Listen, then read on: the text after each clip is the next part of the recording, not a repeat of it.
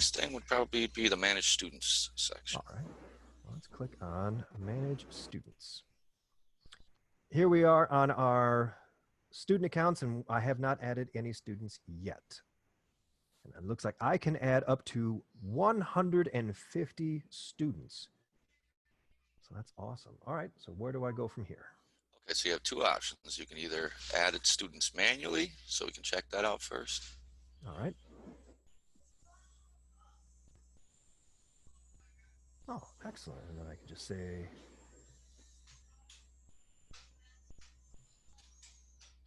and I can say first hour like that? Sure. Well, we just do number. Just usually. a number? Yeah. Okay. So they're in my first period, and I will add that student. And I'll add another one. Also in my first hour, and add. And then I can go back to my student list. Here they are. You always, if you had a typo, you can edit the names, or you can edit the hour. You'll notice that there's also a place to change their password. Gotcha. The way that it works is, since we require the least amount of information for students, it generates a login code, which is kind of like a username, but it's randomized. If you go back to the Add Students Manually page, you'll notice that underneath the hour, it says password will be change me. So when a teacher manually creates a student, they can inform them of their login code and this temporary password. And then once the student's logged in, they'll be able to change it. Okay. Okay. So every student is going to have the same password when I create them manually like this. Correct. And so they log in for their first time, and then they can change it from their top drop down. I see. I see. And then this is their login or their username. Correct. Okay. So this is the username.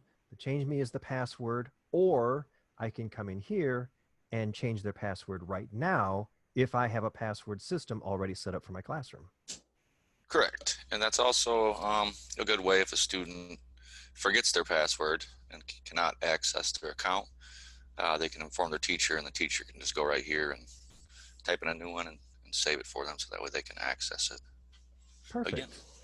That makes it really easy. And you also notice you can delete students one by one, or we've made a delete all, which is at the end of your semester or end of the school year, just a nice and quick way to remove all the students. Great. So you can start with a clean slate. And the second option, which a lot of teachers prefer, is to have students sign up themselves. All right. And that would be this button here.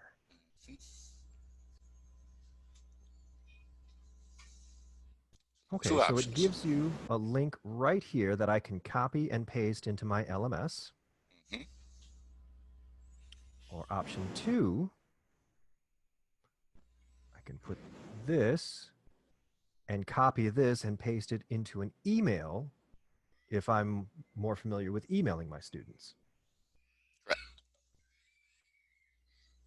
I suppose even if I were in a Zoom classroom and I were using the chat, I could just copy this link, right, and send this to my students? Correct. Yeah, that would work too. Excellent. So either way, it's just this link, and I just need to get this link to my students. Yep. Every teacher has a unique link to share with their students that will associate their account with the teacher's account. Let's see what that looks like. So from a student's perspective, it looks just like this. Yep. All right. So now the student, I'm in first hour, and my password will be, there we go, my own password, and register myself. So since this is your first login, Mm-hmm. it has a little reminder up top to take note of your login code and your Right. password and write them down. Keep them somewhere safe. Great.